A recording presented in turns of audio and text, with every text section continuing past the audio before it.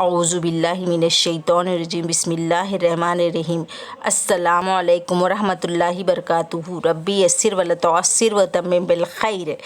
کل ہم نے لیا تھا جمع کے لیے استعمال ہونے والی ضمیریں۔ آج ہم دیکھیں گے حروف استفہام۔ اب یہ ہم دیکھیں گے کہ حروف استفہام کیا ہے۔ استفہام کا مطلب یعنی پوچھنا، سمجھنا وہ حروف جن کے ذریعے کسی چیز کے بارے میں سوال کیا جائے حروف استفہام کہلاتے ہیں۔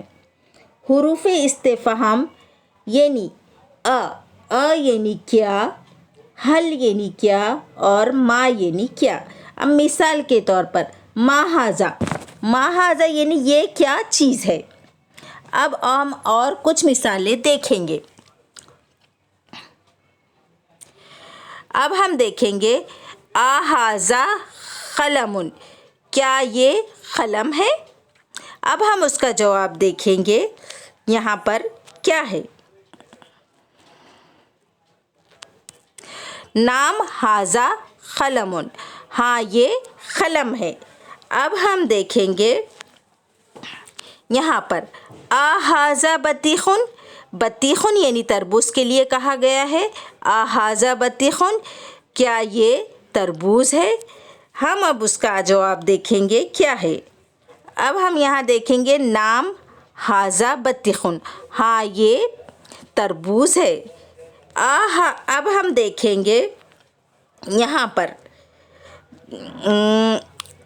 ھذا صندوق، کیا یہ صندوق ہے؟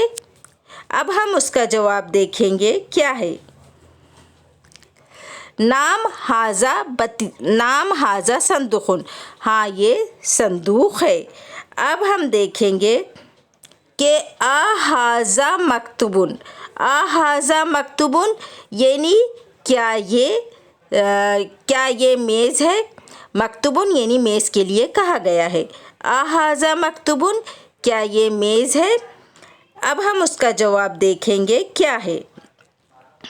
لا ھذا کرسی، نہیں یہ کرسی ہے۔ آج کے لیے اتنا ہی، آگے کے ایپیسوڈ میں آپ کو بتاؤں گی۔